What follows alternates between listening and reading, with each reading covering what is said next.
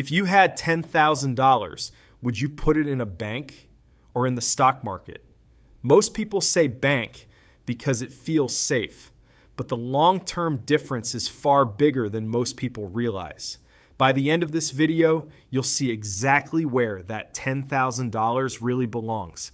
In this video, you'll learn what happens when $10,000 sits in a bank, what happens when $10,000 is invested in the market, how big the gap becomes over time, and what this means for your future wealth. If you've ever wondered, should I keep my money in savings or invest it? This video answers it clearly. Banks feel safe. You can see your balance. You can access the money instantly.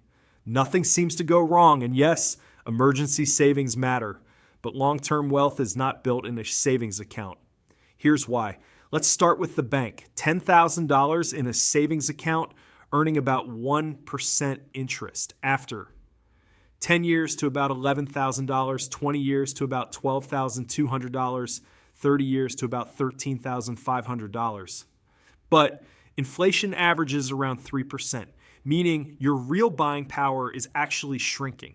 Your money is safe, but quietly losing strength.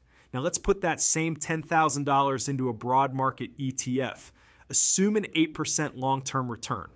After 10 years to about $21,600, 20 years to about $46,600, 30 years to about $100,600. Same starting money. Completely different. Future. After 30 years. Bank.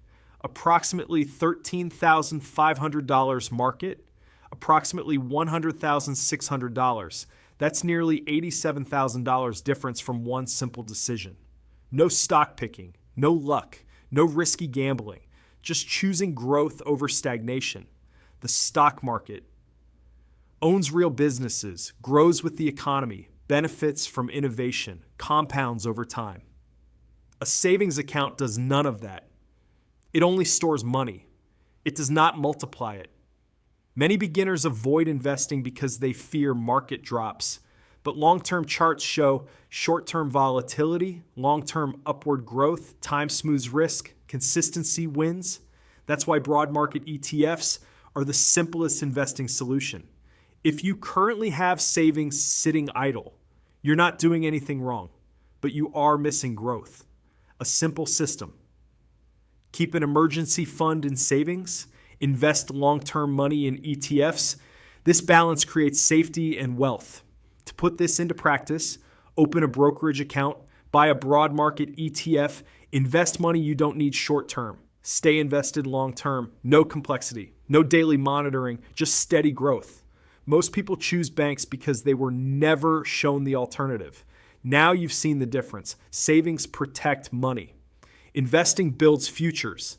If this video helped you understand where your money truly belongs, subscribe to Jarrett Invests. Every video here makes investing simple, realistic, and achievable. Because the best time to move your money from the bank to the market is before you realize how much time has passed.